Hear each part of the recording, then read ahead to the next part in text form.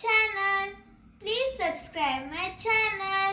ಎಲ್ಲರಿಗೂ ನಮಸ್ಕಾರಗಳು ಮಕ್ಕಳೇ. ಈ ವಿಡಿಯೋದಲ್ಲಿ ನಾವು 5ನೇ ತರಗತಿಯ ಕನ್ನಡ ವಿಷಯದ ಭಾಗ 1ರಲ್ಲಿನ 2ನೇ ಪದ್ಯವಾದ ಸ್ವಾತಂತ್ರ್ಯದ ಹಣತೆ ಎಂಬ ಪದ್ಯದ ಪ್ರಶ್ನೋತ್ತರಗಳನ್ನು ತಿಳಿಯೋಣ ಮಕ್ಕಳೇ. ಈ ಪದ್ಯವನ್ನು ಕವಿ KS ನಿಸಾರ್ ಅಹಮದರು ಬರೆದಿದ್ದಾರೆ. ಕವಿ ಪರಿಚಯವನ್ನು ತಿಳಿಯೋಣ ಮಕ್ಕಳೇ. ಕವಿಯ ಹೆಸರು KS ನಿಸಾರ್ ಅಹಮದ್. ಇವರ ಜನನ 5/2/1936. ಸ್ಥಳ ಬೆಂಗಳೂರು ಜಿಲ್ಲೆಯ ದೇವನಹಳ್ಳಿ. ಇವರ ಪೋಷಕರು ತಂದೆ ಶೇಖ್ ಹೈದರ್, ತಾಯಿ ಹಮೀದಾ ಬೇಗಂ. ಇವರು ಬರೆದಂತಹ ಕೃತಿಗಳು ಮನಸ್ಸು, ಗಾಂಧಿ ಬಜಾರು, ನೆನೆದವರ ಮನದಲ್ಲಿ, ನಿತ್ಯೋತ್ಸವ, ಸುಮೂರ್ತ ಮುಂತಾದವು. ಇವರಿಗೆ ಲಭಿಸಿದಂತಹ ಪ್ರಶಸ್ತಿಗಳು: ಇವರು ಬರೆದಂತಹ ಕೃತಿಗಳು ಮನಸ್ಸು, ಗಾಂಧಿ ಬಜಾರು, ನೆನೆದವರ ಮನದಲ್ಲಿ, ನಿತ್ಯೋತ್ಸವ, ಸುಮೂರ್ತ ಮುಂತಾದವು. ಇವರಿಗೆ ಲಭಿಸಿದಂತಹ ಪ್ರಶಸ್ತಿಗಳು: ಪಂಪ ಪ್ರಶಸ್ತಿ, ನಾಡೋಜ ಪ್ರಶಸ್ತಿ, ಕೇಂದ್ರ ಮತ್ತು ರಾಜ್ಯ ಸಾಹಿತ್ಯ ಅಕಾಡೆಮಿ ಪ್ರಶಸ್ತಿ. ನಿಧನ 3/5/2020 ನಿಧನ ಹೊಂದಿದರು. ಅಭ್ಯಾಸದ ಪ್ರಶ್ನೆಗಳನ್ನು ನೋಡೋಣ ಮಕ್ಕಳೇ. ಮುಖ್ಯ ಪ್ರಶ್ನೆ: ಕೆಳಗಿನ ಪ್ರಶ್ನೆಗಳಿಗೆ ಉತ್ತರಿಸಿ. ಮೊದಲ ಪ್ರಶ್ನೆ: ಸದಾ ಉರಿಯುತ್ತಿರಬೇಕಾದುದು ಯಾವುದು? ಉತ್ತರ: ಸದಾ ಉರಿಯುತ್ತಿರಬೇಕಾದುದು ಸ್ವಾತಂತ್ರ್ಯದ ಹಣತೆ. ಪ್ರಶ್ನೆ 2: ಧೀರಶಕ್ತಿ ಉಳ್ಳವರು ಏನು ಮಾಡಬಲ್ಲರು? ಉತ್ತರ: ಧೀರಶಕ್ತಿ ಉಳ್ಳವರು ಹುಲಿಯ ಬಾಯಿಯಲ್ಲಿಯ ಮೇವನ್ನು ಕಸಿಯಬಲ್ಲರು. ಪ್ರಶ್ನೆ 3: ಮೊಳಕೆ ಉಂಟಾದುದು ಹೇಗೆ? ಉತ್ತರ: ವ್ಯಕ್ತಿಗಳ ಪರಿಶ್ರಮ, ಬೆವರ ಹನಿಗಳ ಸಿಂಚನದಿಂದ ಮೊಳಕೆಯಾಗಿ ನಂತರ ಮರವಾಗಿದೆ. ಪ್ರಶ್ನೆ 4: ನಮ್ಮ ಗಮನ ಯಾವುದರ ಕಡೆಗೆ ಸಲ್ಲಬೇಕು? ಉತ್ತರ: ನಮ್ಮ ಗಮನ ಸಾಧನೆಯ ಕಡೆಗೆ ಸಲ್ಲಬೇಕು. ನಂತರ ಮುಖ್ಯ ಪ್ರಶ್ನೆ: ಕೆಳಗಿನ ಪದ್ಯ ಭಾಗವನ್ನು ಪೂರ್ಣಗೊಳಿಸಿ ಕಂಠಪಾಠ ಮಾಡಿರಿ ಅಂತ ಕೊಟ್ಟಿದ್ದಾರೆ ಮಕ್ಕಳೇ. ಈ ಪದ್ಯದ ಭಾಗವನ್ನು ನೀವು ಸಹ ದುಂಡಾಗಿ ಪೂರ್ಣಗೊಳಿಸಿ ನಂತರ ಕಂಠಪಾಠ ಮಾಡಿ ಮಕ್ಕಳೇ. ಸದಾ ಉರಿಯುತ್ತಿರುವ ಹಾಗೆ ಸ್ವಾತಂತ್ರ್ಯದ ಹಣತೆ, ದುಡಿಮೆ ತೈಲ ವೈರೆಯುತ್ತಿರಲು ಬಿಡುವಿಲ್ಲದ ಜನತೆ, ಎಂತು ಕುಂದಬಹುದು ಎಮ್ಮ ತಾಯ್ನಾಡಿನ ಘನತೆ. ಈ ರೀತಿಯಲ್ಲಿ ಈ ಪದ್ಯದ ಭಾಗವನ್ನು ಪೂರ್ಣಗೊಳಿಸಿ ಮಕ್ಕಳೇ. ನಂತರ 2ನೇ ಪದ್ಯದ ಭಾಗ: ಸಾಗಿದಂತೆ ಸಲ್ಲುತ್ತಿರಲಿ ಸಾಧನೆಯೆಡೆ ಗಮನ, ಪ್ರಾಣವನ್ನೇ ಪಗಡೆಯಾಡಿದವರಿಗೆಮ್ಮ ನಮನ, ತಾಯ ಮುಡಿಗೆ ದಿನವೂ ಏರುತ್ತಿರಲಿ ಹೂವು ದವನ. ಈ ರೀತಿಯಲ್ಲಿ 2 ಪದ್ಯದ ಭಾಗಗಳನ್ನು ನೀವು ಸಹ ಪೂರ್ಣಗೊಳಿಸಿ ಕಂಠಪಾಠ ಮಾಡಿ ಮಕ್ಕಳೇ.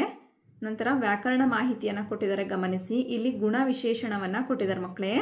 ನಾಮಪದದ ವಿಶೇಷ ಗುಣವನ್ನು ತಿಳಿಸ್ತಕ್ಕಂಥ ಅಥವಾ ಸೂಚಿಸುವ ಒಂದು ಪದಕ್ಕೆ ನಾವು ಗುಣ ವಿಶೇಷಣ ಅಂತ ಹೇಳ್ತೀವಿ. ನಾವು ಸುಲಭವಾಗಿ ಅರ್ಥ ಮಾಡ್ಕೊಳ್ಬೇಕು ಅಂದರೆ, ಯಾವುದೇ ಒಂದು ವಸ್ತು ಅಥವಾ ವ್ಯಕ್ತಿ ಹೇಗಿದೆ ಅಥವಾ ಹೇಗೆ ಕಾಣ್ತಾ ಇದೆ ಅನ್ನೋ ಪ್ರಶ್ನೆಗೆ ಉತ್ತರ ಹುಡುಕದೆ ಗುಣ ವಿಶೇಷಣ ಆಗಿದೆ ಮಕ್ಕಳೇ. ನೋಡಿ, ಉದಾಹರಣೆಯನ್ನು ಕೊಟ್ಟಿದ್ದಾರೆ. ರಿತೇಶನ ಬಳಿ ಕರಿಯ ಮೊಲವಿದೆ. ಮೊಲವು ನಾಮಪದ ಅಲ್ವಾ ಮಕ್ಕಳೇ? ಹಾಗಾದರೆ ಆ ಮೊಲ ಯಾವ ರೀತಿ ಇದೆ ಮಕ್ಕಳೇ? ಕರಿಯ ಮೊಲವಿದೆ. ಇಲ್ಲಿ ಕರಿಯ ಎಂಬುದು ಮೊಲದ ಬಣ್ಣವನ್ನು ತಿಳಿಸುತ್ತೆ. ಹಾಗಾಗಿ ಕರಿಯ ಅನ್ನೋದು ಗುಣ ವಿಶೇಷಣ. ನಂತರ ನೋಡಿ, ಕಾಂಚನ ಸುಂದರ ಹುಡುಗಿ. ಇಲ್ಲಿ ಆ ಹುಡುಗಿ ಹೇಗಿದ್ದಾಳೆ ಮಕ್ಕಳೇ? ಸುಂದರವಾಗಿದ್ದಾಳೆ ಅಂತ ಕೊಟ್ಟಿದ್ದಾರಲ್ವಾ? ಹಾಗಾಗಿ ಸುಂದರ ಅನ್ನೋದು ಗುಣವಿಶೇಷಣ. ದರ್ಶಿನಿ ಕೆಂಪು ಲಂಗವನ್ನು ತೊಟ್ಟಿದ್ದಾಳೆ. ಇಲ್ಲಿ ದರ್ಶಿನಿ ಯಾವ ಬಣ್ಣದ ಲಂಗವನ್ನು ತೊಟ್ಟಿದ್ದಾಳೆ ಮಕ್ಕಳೇ? ಕೆಂಪು ಬಣ್ಣದ ಲಂಗವನ್ನು ತೊಟ್ಟಿದ್ದಾಳೆ, ಹೌದಲ್ವಾ? ಹಾಗಾಗಿ ಕೆಂಪು ಅನ್ನೋದು ಗುಣವಿಶೇಷಣ. ನಂತರ ರಾಘುವಿನ ಹತ್ತಿರ ದೊಡ್ಡ ವಿಮಾನವಿದೆ. ಇಲ್ಲಿ ವಿಮಾನ ಯಾವ ರೀತಿ ಇದೆ ಮಕ್ಕಳೇ? ದೊಡ್ಡ ವಿಮಾನವಿದೆ ಅಲ್ವಾ? ಹಾಗಾಗಿ ಇಲ್ಲಿ ದೊಡ್ಡ ಅನ್ನೋದು ಗುಣವಿಶೇಷಣ.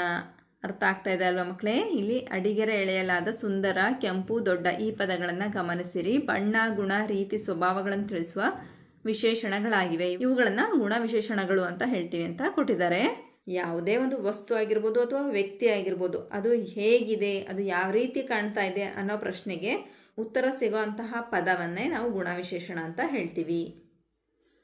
ನಂತರ ಭಾಷಾಭ್ಯಾಸವನ್ನು ಗಮನಿಸಿ ಮಕ್ಕಳೇ. ಮುಖ್ಯ ಪ್ರಶ್ನೆ: ಕೆಳಗಿನ ಪ್ರಶ್ನೆಗಳಿಗೆ ಉತ್ತರಿಸಿ. ಮೊದಲ ಪ್ರಶ್ನೆ: ಗುಣವಿಶೇಷಣ ಎಂದರೇನು? ಉದಾಹರಣೆಯೊಂದಿಗೆ ವಿವರಿಸಿ ಅಂತ ಕೊಟ್ಟಿದ್ದಾರೆ. ನಾಮಪದದ ವಿಶೇಷ ಗುಣವನ್ನು ತಿಳಿಸುವ ಅಥವಾ ಸೂಚಿಸುವ ಪದವೇ ಗುಣವಿಶೇಷಣ. ಉದಾಹರಣೆ ನೋಡಿ ಮಕ್ಕಳೇ. ರಿತೇಶನ ಬಳಿ ಕರಿಯ ಮೊಲವಿದೆ. ಕಾಂಚನ ಸುಂದರ ಹುಡುಗಿ. ಗಮನಿಸಿ ಮಕ್ಕಳೇ, ಕರಿಯ ಮತ್ತು ಸುಂದರ ಎಂಬ ಪದಗಳು ಗುಣವಿಶೇಷಣ ತಿಳಿಸುವ ಪದಗಳಾಗಿವೆ. ನಂತರ ಮುಖ್ಯ ಪ್ರಶ್ನೆ: ಕೊಟ್ಟಿರುವ ವಾಕ್ಯಗಳಲ್ಲಿ ಗುಣವಿಶೇಷಣವನ್ನು ಗುರುತಿಸಿ ಅಡಿಗೆರೆ ಹಾಕಿರಿ ಅಂತ ಕೊಟ್ಟಿದ್ದಾರೆ ಮಕ್ಕಳೇ. ಗಮನಿಸಿ. ಮೊದಲ ವಾಕ್ಯ: ಲಾರಿಯು ತುಂಬಾ ಲಗೇಜನ್ನು ಹೊರಬಲ್ಲದು. ಎಷ್ಟು ಲಗೇಜನ್ನು ಹೊರಬಲ್ಲದು ಮಕ್ಕಳೇ? ತುಂಬ ಅಂತ ಹೇಳಿದ್ದಾರೆ. ಹಾಗಾಗಿ ತುಂಬ ಅನ್ನೋದು ಗುಣವಿಶೇಷಣ. ನಂತರ 2ನೇ ವಾಕ್ಯವನ್ನು ಗಮನಿಸಿ. ವಿಮಾನ ನಿಲ್ದಾಣದಲ್ಲಿ ವಿಶೇಷ ಅತಿಥಿಗಳ ಕೊಠಡಿಗಳಿರುತ್ತವೆ. ಎಂತಹ ಅತಿಥಿಗಳ ಕೊಠಡಿಗಳಿರ್ತಾವೆ ಮಕ್ಕಳೇ? ವಿಶೇಷ ಅತಿಥಿಗಳ ಕೊಠಡಿಗಳಿರ್ತಾವಲ್ವ, ಹಾಗಾಗಿ ವಿಶೇಷ ಅನ್ನೋದು ಗುಣವಿಶೇಷಣ. ನಂತರ ಮೂರನೇ ವಾಕ್ಯ, ವಿಮಾನ ನಿಲ್ದಾಣ ತುಂಬ ಸುಂದರವಾಗಿದೆ. ವಿಮಾನ ನಿಲ್ದಾಣ ಎಷ್ಟು ಸುಂದರವಾಗಿದೆ ಮಕ್ಕಳೇ? ತುಂಬ ಸುಂದರವಾಗಿದೆ, ಹಾಗಾಗಿ ತುಂಬ ಅನ್ನೋದು ಗುಣವಿಶೇಷಣ. ನಂತರ ಹಡಗು ಬಹಳ ದೊಡ್ಡದಾಗಿದೆ. ಹಡಗು ಹೇಗಿದೆ ಮಕ್ಕಳೇ? ದೊಡ್ಡದಾಗಿದೆ, ಹಾಗಾಗಿ ದೊಡ್ಡ ಅನ್ನೋದು ಗುಣವಿಶೇಷಣ. ನಂತರ ಪ್ರಿಯಾಳ ಲಂಗ ಹಚ್ಚ ಹಸುರಾಗಿದೆ. ಇಲ್ಲಿ ಹಚ್ಚ ಅನ್ನೋದು ಗುಣವಿಶೇಷಣ ಮಕ್ಕಳೇ. ಹಾಗಾದರೆ ಮಕ್ಕಳೇ, ಈ ಪದದಲ್ಲಿ ಬಂದಿರತಕ್ಕಂತಹ ಎಲ್ಲ ಪ್ರಶ್ನೆಗಳಿಗೆ ನಿಮಗೆ ಉತ್ತರ ಲಭಿಸಿದೆ ಅಂತ ನಾನು ಭಾವಿಸ್ತಾ ಇದ್ದೀನಿ. ಧನ್ಯವಾದಗಳು. ನಮ್ಮ ವಿಡಿಯೋ ಇಷ್ಟವಾದಲ್ಲಿ ಪ್ಲೀಸ್ ಸಬ್ಸ್ಕ್ರೈಬ್ ಮಾಡಿ, ಲೈಕ್ ಮಾಡಿ, ಶೇರ್ ಮಾಡಿ, ಪ್ರೋತ್ಸಾಹಿಸಿ.